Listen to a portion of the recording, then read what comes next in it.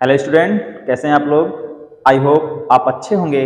उम्मीद कर रहे होंगे आपकी पढ़ाई भी अच्छी चल रही होगी और आप लोग ऐसे ही निरंतर मेहनत करते रहिए क्योंकि बोर्ड परीक्षा बिल्कुल ही नज़दीक है। तो आज आपके लिए हम लेके आए हैं फिजिक्स से क्लास 10-12 से वैद्युत शक्ति, जो कि बहुत ही इंपॉर्टेंट है बोर्ड की दृष्टि से। आज आपको हम बताएंगे वैद्युत शक्ति क्या है और उसका पूरा डेरिवेशन आपको करवाएंगे। तो आइए देखते हैं अपने टॉपिक को। वैद्युत शक्ति किसी वैद्युत परिपथ में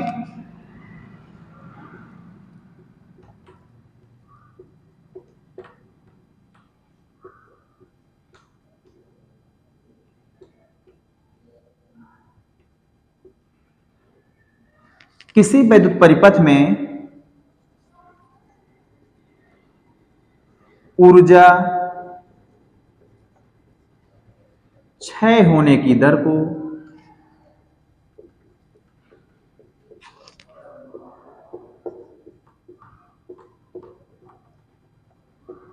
वैद्युत शक्ति कहते हैं।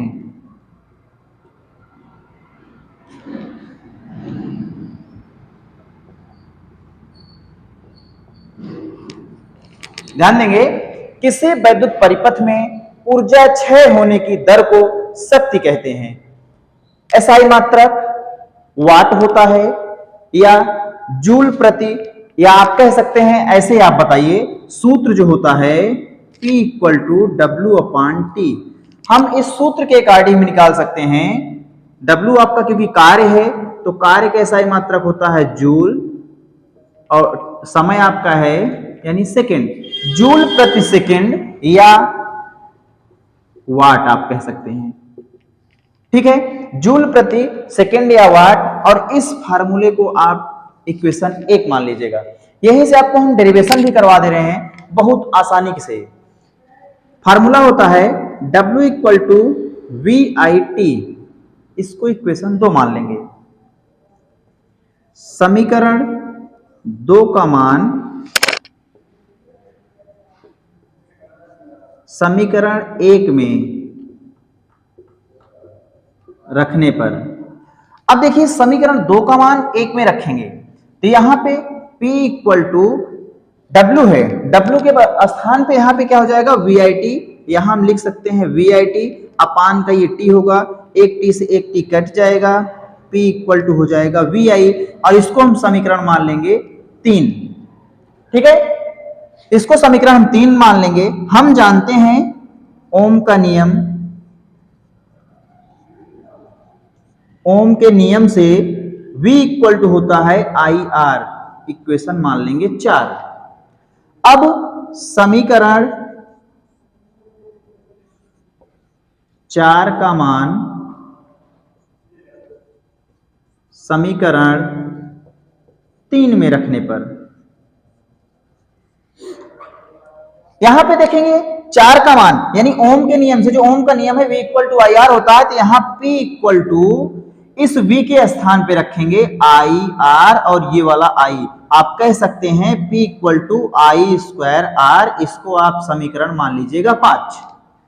उम्मीद कर रहे होंगे आप लोग को समझ में बिल्कुल आ रहा होगा, बहुत ही सरलकरण से आपको हम बता रहे हैं। यहां पे देखेंगे P equal to I square R है, आप कह सकते हैं पुनः ओम के नियम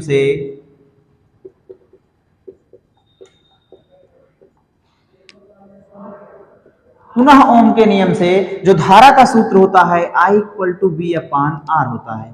इक्वेशन इसको हम मान लेंगे 6।